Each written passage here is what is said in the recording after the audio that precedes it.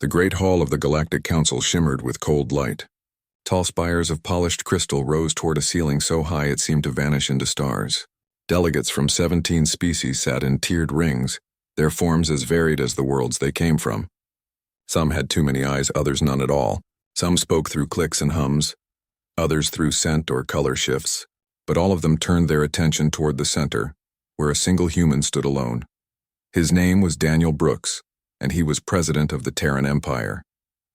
He wore a simple gray uniform with no medals, no bright colors, just the silver emblem of Earth on his left shoulder. Around him, the air hummed with quiet disdain. To most of the council, humans were loud, messy, and far too quick to build, fight, and spread. They had only been full members for 80 years, and many still treated them like children who had wandered into a meeting of elders. At the highest tier, Kalis Vor of the Velnari rose, tall and slender, with skin like polished obsidian and eyes that glowed faint violet. He carried himself like a god among insects. His voice, translated through the chamber's universal field, was smooth but sharp. The Terran Empire, he began, has once again crossed the line of acceptable conduct. A murmur rippled through the hall. Brooks did not flinch. He had expected this. For years, Vor continued, you have expanded beyond your agreed borders. You have terraformed dead worlds without council approval. You have built warships in secret. And worst of all, you have awakened minds that should never wake. He paused, letting the accusation hang. Everyone knew what he meant.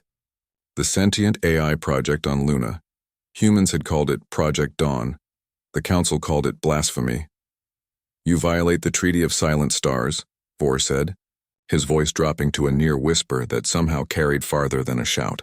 You threaten the balance we have maintained for millennia. Brooks finally spoke. His voice was calm, steady, and human, warm in a room full of cold tones. We did not seek to threaten anyone, he said. We sought to survive, to grow, to protect our people. The treaty was written before we even had starships. It was never meant to cage a species forever. A few delegates shifted. One of the moss-skinned coral leaned forward slightly, but Vor only smiled, a thin, sharp thing. Survival does not excuse arrogance, he said. Growth does not justify defiance. Then he turned to the central dais. A hologram flickered to life, a list of demands, glowing in stark white script. Within 30 solar cycles, Vor announced, the Terran Empire will dismantle all military installations beyond the Sol exclusion zone. You will surrender administrative control of New Carthage, Eos Prime, and Viridia III. You will cease all AI development permanently, and you will accept a council oversight committee to monitor your cultural and technological evolution. Silence followed. Heavy, final. Brooks stared at the list. New Carthage alone held 12 million humans. Eos Prime was their main shipyard. Viridia III grew half the grain that fed the outer colonies. And the Oversight Committee? That wasn't monitoring. That was occupation. He looked around the hall. Not one alien face showed sympathy. Only expectation. They thought he would bow. They thought Earth would fold, as smaller species always had. He gave a small nod. I hear your decree, he said. Then he turned and walked out, his boots clicking softly against the crystal floor. No one stopped him. No one needed to. They believed the matter was settled. Back aboard the diplomatic shuttle Horizon, Brooks sat alone in the observation lounge. Stars streaked past in silent arcs. He activated a secure channel. Lisa, he said when Admiral Lisa Morgan's face appeared on the screen. Her dark hair was pulled back, her eyes sharp with readiness. They gave us the ultimatum, Brooks said.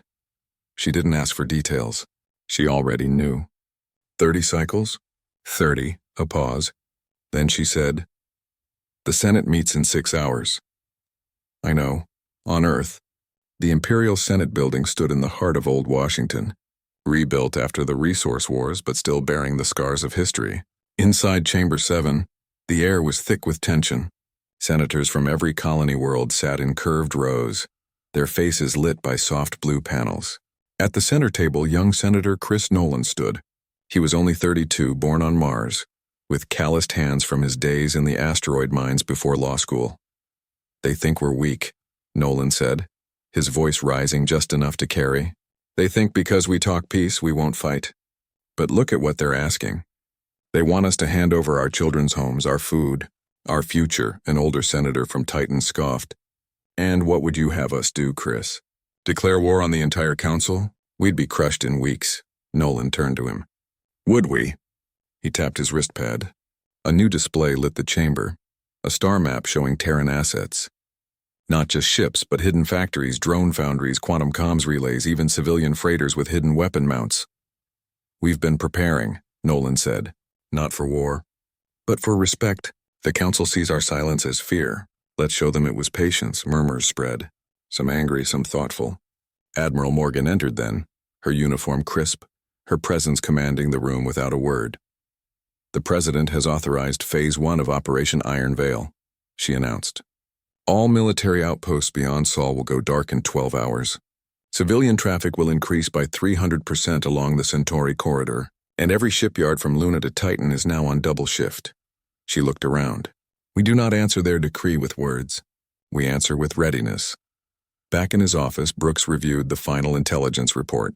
Dr. Helen Ruiz, the Empire's top xenolinguist, had cracked a Velnari comm channel. The ultimatum hadn't been about peace. It had been about power. The Velnari were planning their own expansion, and they needed the Terran Empire neutered first.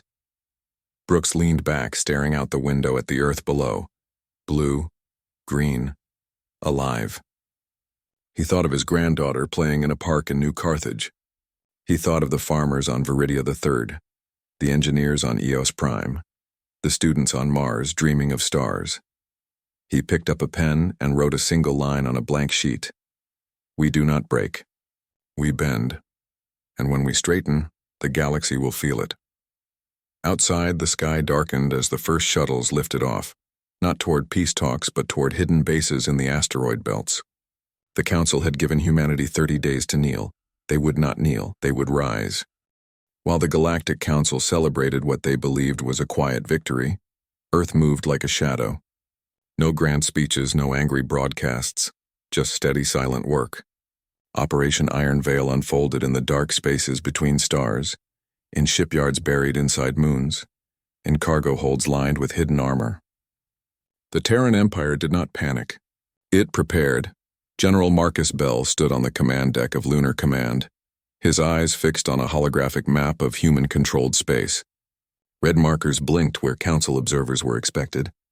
Green pulses showed the real movements. Freighters rerouting, drone factories powering up, defense grids sinking across 3 systems. Bell was a quiet man, with a scar across his left eyebrow from a training accident decades ago. He never raised his voice, but when he spoke, fleets moved. New Carthage reports all civilian transports are loaded, said his aide, a young lieutenant named Diaz. They're running drills under the cover of agricultural surveys. Bell nodded. Good. Tell Governor Owens to keep it that way. If the Council sees soldiers, they'll scream invasion. But if they see farmers moving grain, they'll yawn. On the frontier world of New Carthage, former Marine Jake Owens, now planetary governor, walked through a dusty field that looked like any other. But beneath the soil, reinforced tunnels led to missile silos. The grain silos along the ridge were actually sensor arrays. And the old mining drones? Reprogrammed to lay anti-ship mines in orbit if needed. Owens wiped sweat from his brow and smiled. The Council thought this world was soft. They had no idea. Back in Sol systems, civilian life continued as if nothing had changed. Children went to school. Markets bustled. But in the background, things shifted. The orbital dry docks around Titan hummed day and night, welding hull plates onto new destroyers disguised as cargo haulers. On Mars, the Academy fast-tracked cadets through flight sims, cutting training from 2 years to 8 months. No one complained. Everyone understood. Dr. Helen Ruiz worked in a quiet lab beneath Geneva. Her screens showed intercepted Velnari messages, translated not just by machines but by her own deep knowledge of their language's poetic roots. She found something strange. The Velnari weren't just enforcing the decree, they were stockpiling weapons near the Coral border. And they'd cut off aid to the Xanthari after they questioned the ultimatum. They're not just scared of us, she whispered to her assistant, a quiet man named Eli. They're using us as an excuse to control everyone else. She sent her findings straight to President Brooks. Within hours, Terran diplomats began reaching out to the Xanthari and Coral through back channels. Not with threats, but with offers. Medical aid, data on clean fusion, joint asteroid surveys. Small things, friendly things. the kind of gestures the Council never made. Meanwhile, Captain Ryan Foster stood aboard the UNS Resolute, docked in a hidden bay inside the asteroid series. The ship was new, sleek, black-hulled with engines that bent light around it. Its weapons weren't just guns. They were smart systems that could disable a ship without killing its crew. Foster ran his hand along the command console. He'd lost friends in border skirmishes years ago, fights the Council called unfortunate misunderstandings. This time, there would be no misunderstandings. Test the drone swarm again, he told his first officer, a woman named Priya. I want them to move like a school of fish, fast, silent, and impossible to hit. In shipyards across human space, engineers worked double shifts. One of them, a woman named Rosa from Luna, welded armor plates onto a freighter named Steadfast. Her brother had died on Viridia 3 during a pirate raid the Council refused to help with. She didn't talk much. She just worked. Every bolt she tightened was a promise. 30 days passed. The Council sent observers to check compliance. They arrived at Proxima Centauri expecting to see human warships. Instead, they found empty docks and a cheerful portmaster named Carl, who offered them tea and showed them logs of routine maintenance. The observers frowned but found no proof of deception. They left confused, reporting that humans were, as expected, obeying. What they didn't see was the fleet hiding in the Oort cloud, engines cold, waiting. They didn't know that every human colony had activated its civil defense grid. They didn't realize that the abandoned listening post near Eos Prime was still active, feeding data straight to Earth. President Brooks gave no public statement. Admiral Morgan held no press conference. The Empire stayed quiet, but in the dark, it grew stronger. On New Carthage, Jake Owens gathered his militia leaders in a barn that looked like it held nothing but hay. Underneath, a war room glowed with maps and comms. They think we're just farmers, he told them. Let them. But when the time comes, we won't be planting seeds. We'll be planting fear.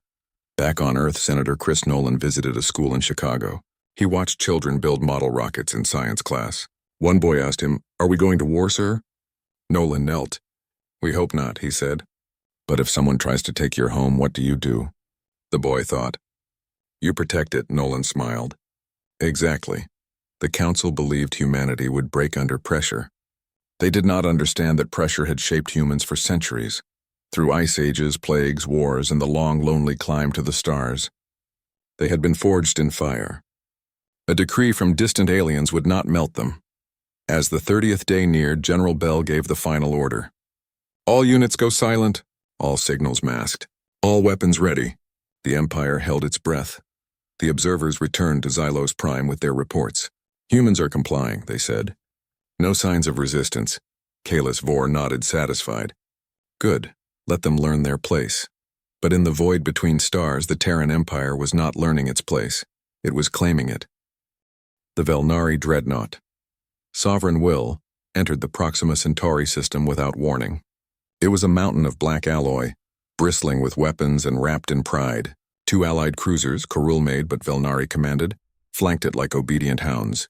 Their mission was simple.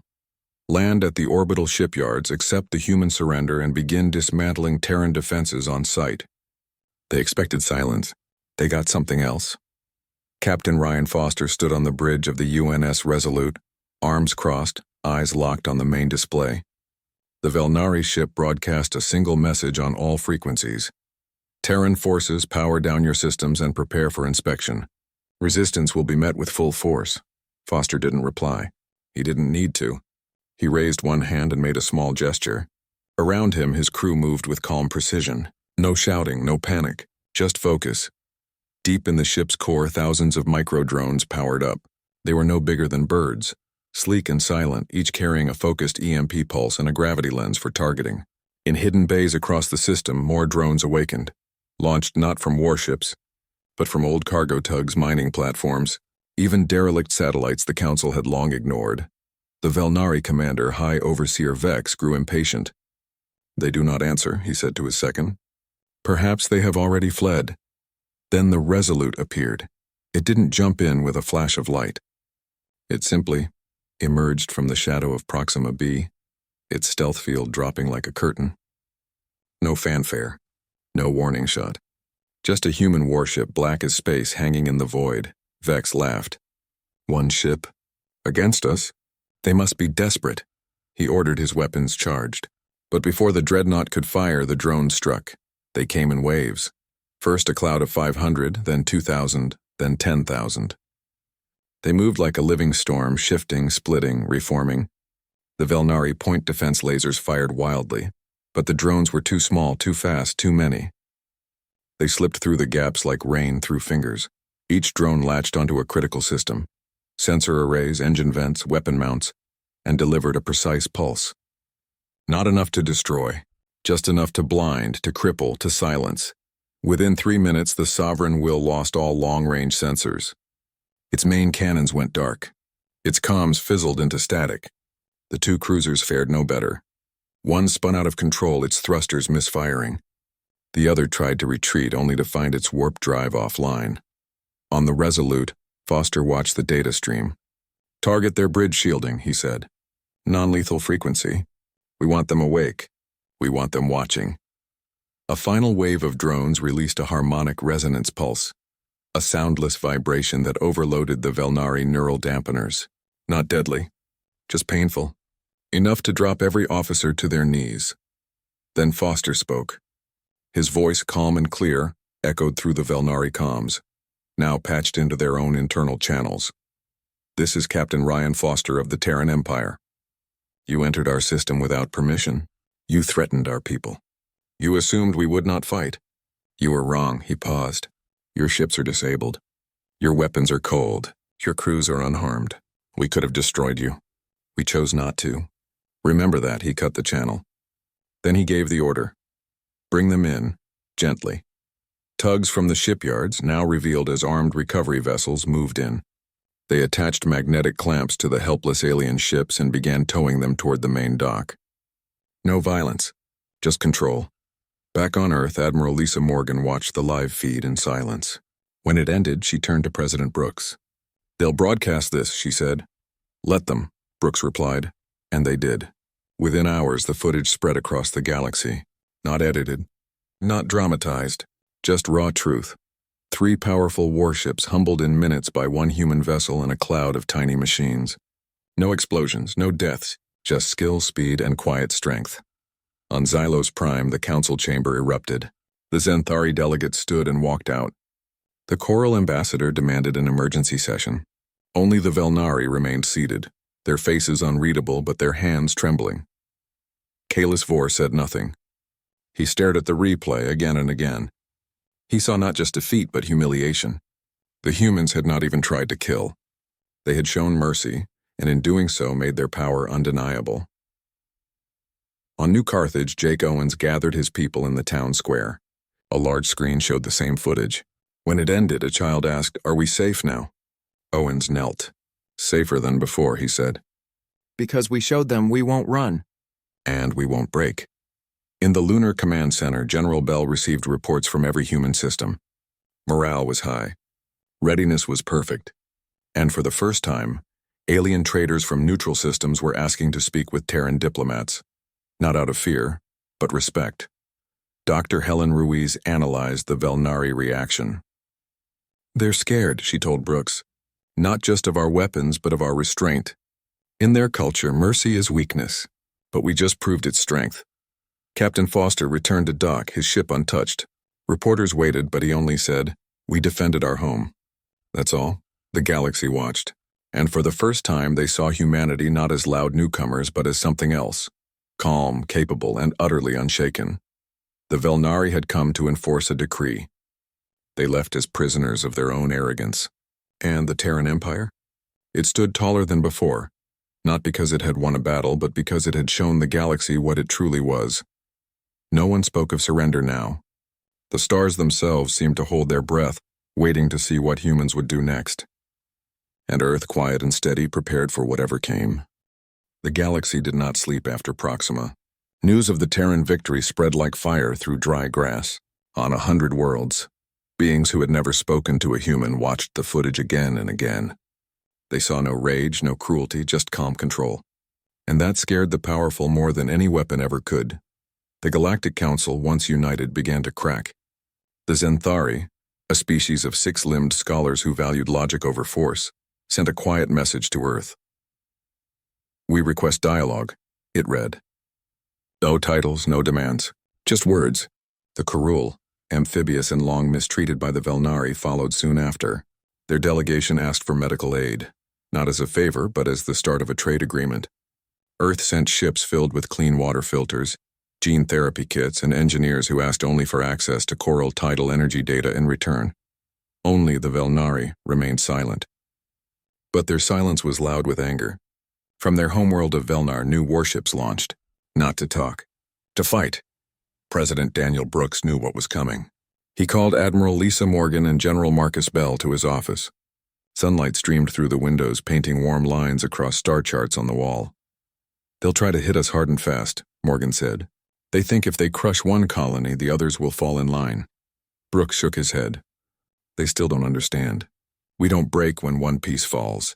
We hold tighter." He turned to Bell. "No total war. No attacks on their cities. We hit their war machine, not their people." Bell nodded. "Operation Quiet Hammer is ready." Across human space, fleets shifted. Not in great armadas, but in small, precise movements. Captain Ryan Foster led a strike group toward the Velnari supply hub near the Helios Rift. But they didn't bring bombs. They brought smart mines, devices that clung to fuel depots and cargo drones, then sent false signals. To Velnari command, their supplies looked full. In truth, they were empty. Ships would launch only to stall mid-jump. Engines would overheat. Missions would fail before they began. On New Carthage, Jake Owens watched Velnari scout ships circle the system. They were testing, looking for fear. Instead, they saw farms, schools, and orbital platforms humming with normal activity. What they didn't see were the hidden railguns beneath the ice caps or the drone nests tucked inside asteroid belts. Owens smiled. Let them look. Let them wonder. Back on Earth, Senator Chris Nolan stood before the Imperial Senate. "We are not conquerors," he said. "We never were. We built because we had to. We fought because we were pushed. Now we offer a hand, not a fist."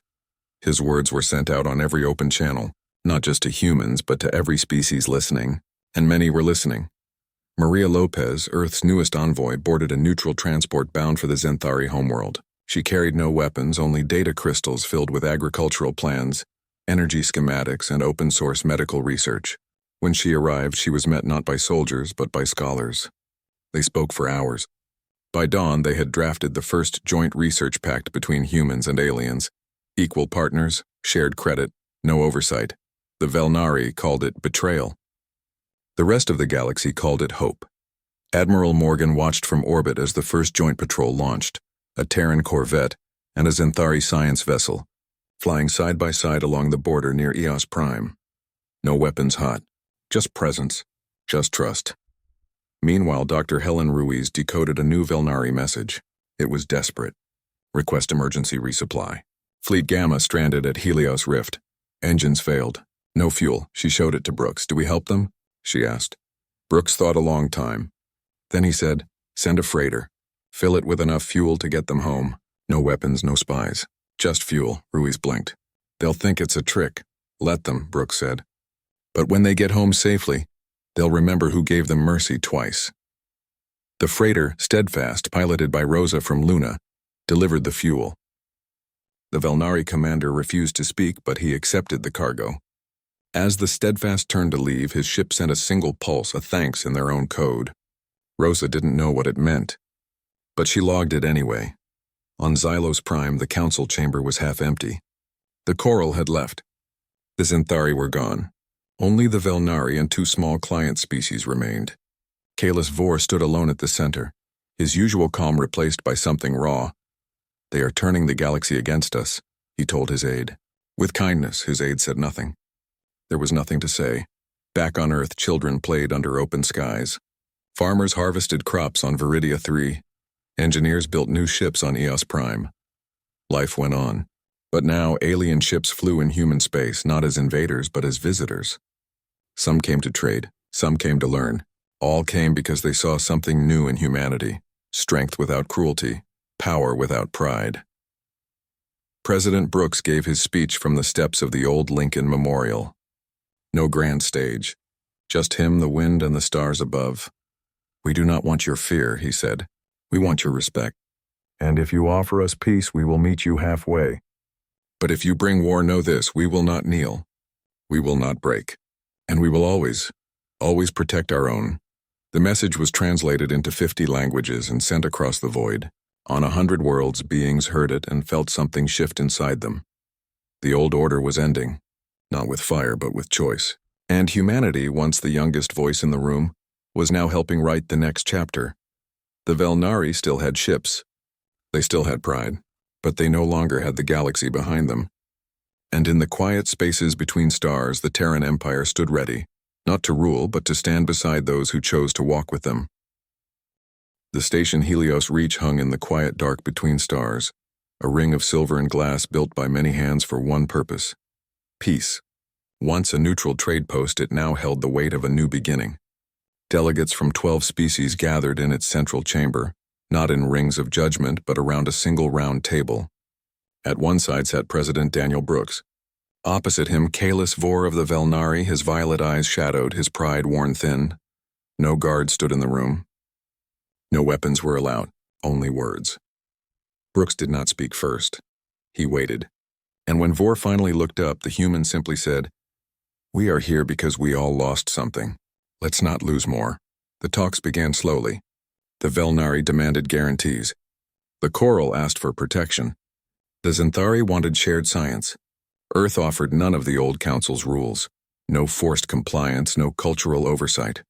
Instead, Brooks laid out the Terran counter-decree: mutual recognition of borders, open trade lanes, joint defense against true threats like pirates or rogue AI, and a new council where every voice carried equal weight. Vor scoffed at first. "You expect us to trust you after Proxima?" Brooks met his gaze. "We expect you to see that we showed mercy when we didn't have to. That's not weakness.